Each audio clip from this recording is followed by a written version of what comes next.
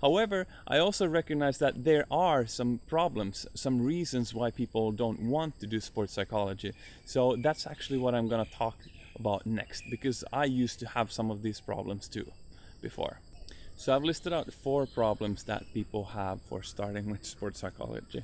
And number one of them is sort of this mentality that what you are doing mentally right now already works. I already win games, it's already good, therefore I don't need sports psychology.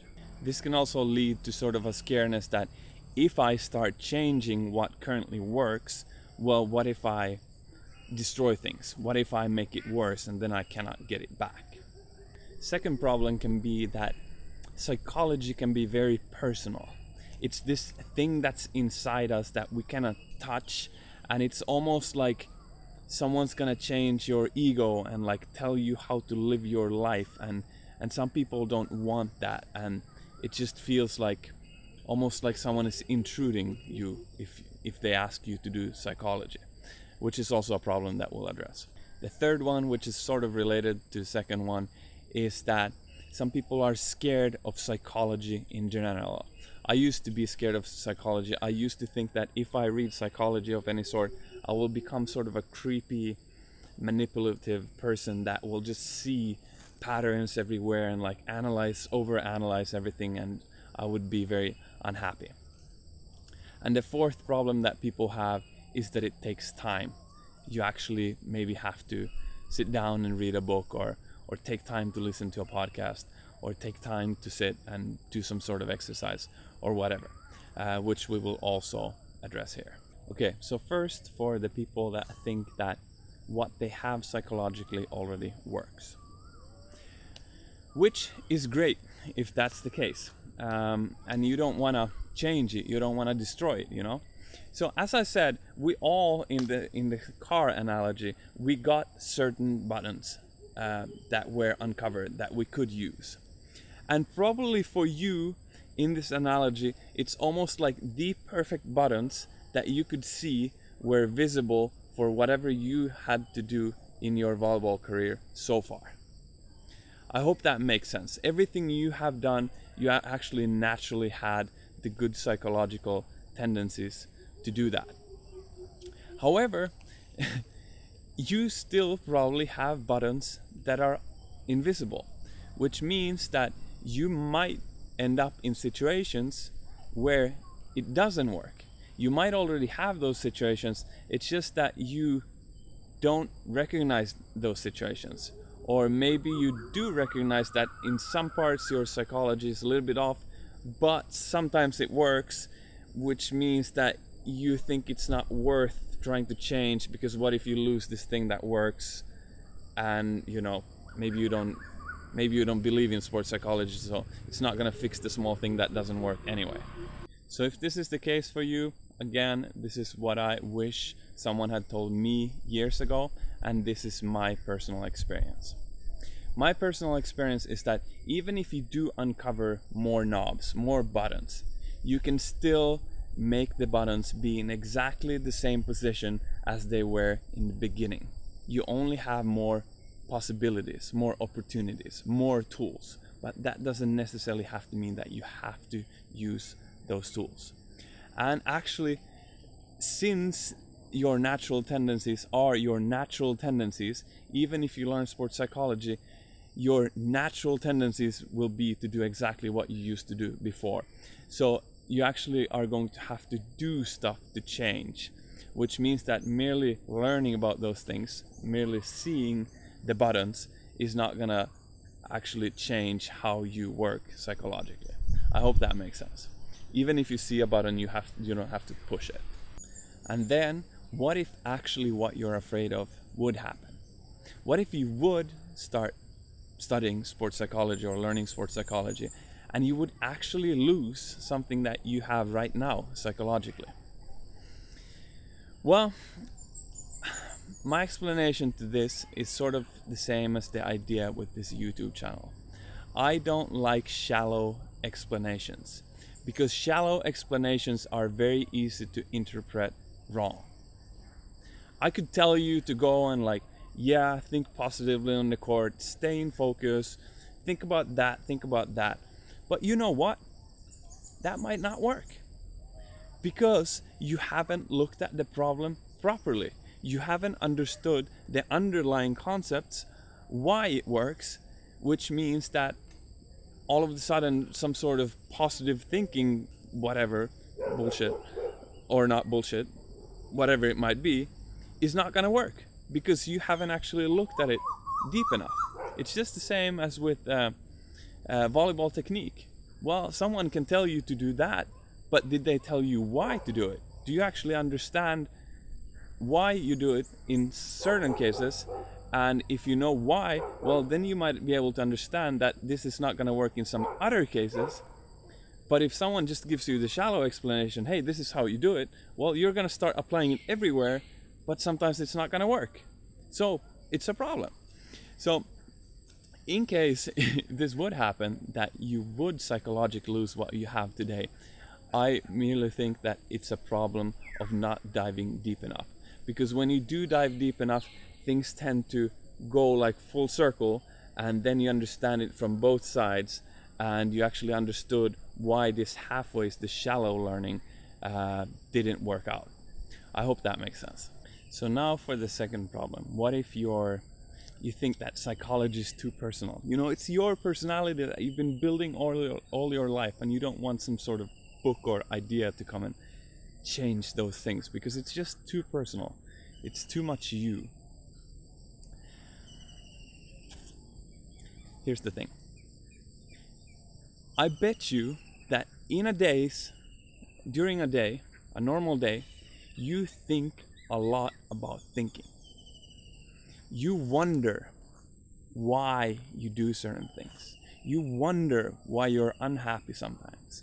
You maybe wonder why you're happy sometimes. You wonder why you get scared. You wonder why you're lazy, why you can't go to practice, why you can't go and do that thing that you know that you should do. I'm just trying to share an idea here that you are doing psychology all the time anyway. Thing is that you haven't opened the cheat book yet. And the thing is that actually it's not as personal as you think. I mean, it's not personal for you to change volleyball technique. Sure, you've been doing some sort of thing all over your whole life, and now a coach comes and asks you to change it, and you're like, okay, fine. Psychology, yeah, it's a little bit more personal, but it's sort of just like a part of you that can also change. And you will not forget what it was like before. And you don't need to take anything that you don't like. You just pick the parts that you like and bring them with you. And it's like life hacking. You just take them and your life becomes cooler. So, I mean, obviously it's everyone's personal decision if they're gonna let something or someone get that close to themselves or not. But life is short. Experiment a little bit. It might be the best thing you ever do. It was for me. I just realized that out of these 4 problems that I listed out, the 3 first ones are very intertwined. But let's go on the third one anyway, which was sort of my problem. I was scared of psychology. I was thinking that I would become creepy, manipulative, and not being able to stop thinking about psychology. And I'm gonna give you some good news if that's the case, because psychology, even though yes, you find like another depth to human interaction with other people and yourself. This doesn't mean that you have to be in that mode all of the time. Just as you don't have to be fiddling with these buttons in your car all the time, you can just put them on side and drive and enjoy your driving. You can just, sort of open up the hood, fiddle with your psychology, think about it a little bit, then you just close that and go and live your life normally and enjoy your life, enjoy your volleyball. Hopefully in a better way than before, because you were able to do these changes. So Yes, maybe sometimes people get stuck in the loop and start overanalyzing things, but just as I said before, if that happens, I think it's just a consequence of not diving deep enough. There is psychology that will help you with leaving all of that, which actually sort of is the same as sports psychology, because you want to be able to perform naturally without overthinking a bunch of things. So yes, if you would somehow someday get stuck in a loop, well, shoot me a message and I'll make a video of how you get unstuck of the loop. But for most people, that just doesn't happen. Okay, so then there's also the time issue, the fourth issue, which is like, hey, maybe you don't like reading books, maybe you don't want to spend time doing that, and whatnot. All right, my battery ran out at the previous recording spot, which was sort of a bummer.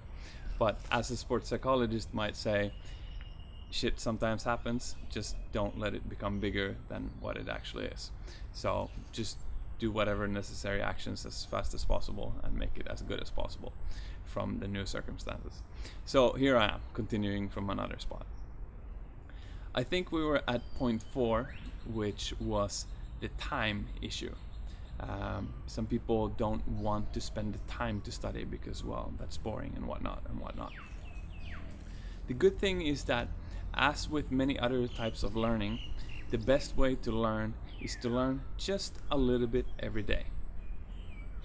What this means is that you could get a sports psychology book and read it for 5 minutes a day while you're waiting for your, let's say, breakfast toasties to get toasted, or while you're waiting for the bus, or while you're doing whatever, something else. And you just read a little bit every day, and sooner than later the first book will be finished. Sooner than later the second book will be finished as well, and so on and so on and so on. Another way that might be even better is audiobooks and podcasts, because these you can listen to while you go somewhere else, while you're walking to practice, while you're driving somewhere, whatnot. It's like free sports psychology.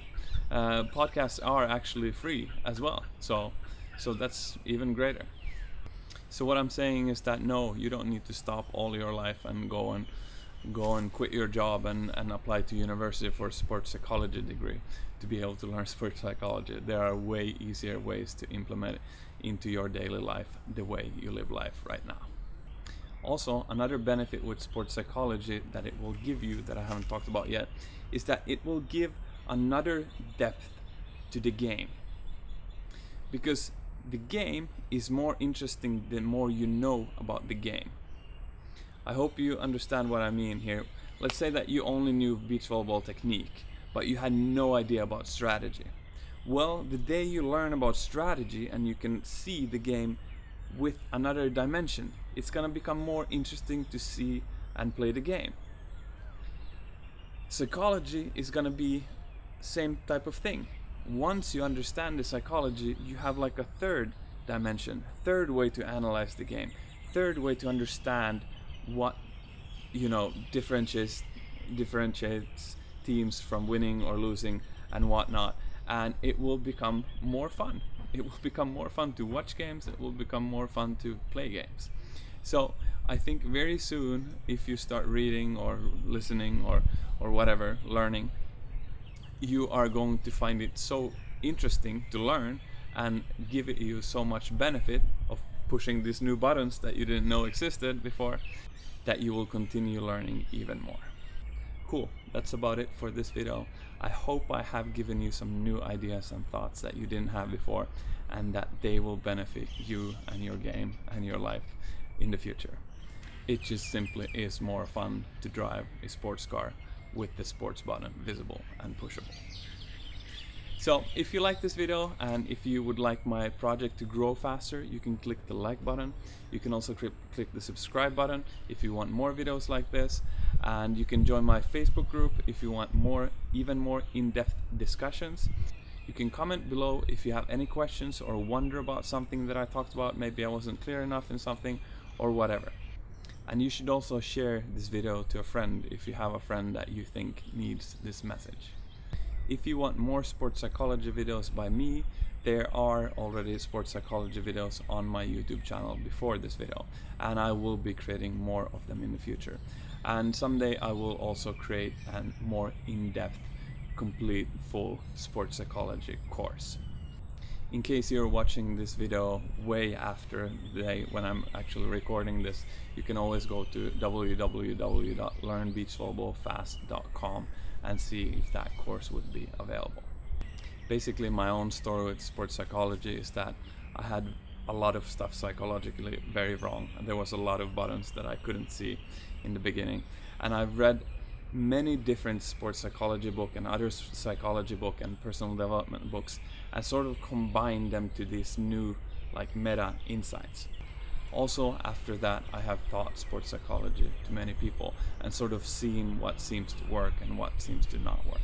So probably the reason to do a sports psychology course by me is that you would get this full overview. I have simply collected the best insights from many books and put them all into one place, which, if we are lucky, might be more efficient than some other way of learning sports psychology. However, there's also a book that I highly recommend everyone to read, all of my athletes that I coach, and it's called The Inner Game of Tennis by Steve Galloway. There will be a link in the description below. If you read this book, have the sort of same mentality as the non-volleyball people that made it through this video, which is don't care about the word tennis in the title, because it doesn't really matter which sport it is. Sports psychology you can apply to any sport and in life in general as well. Alright, cool. Thanks for watching and see you later.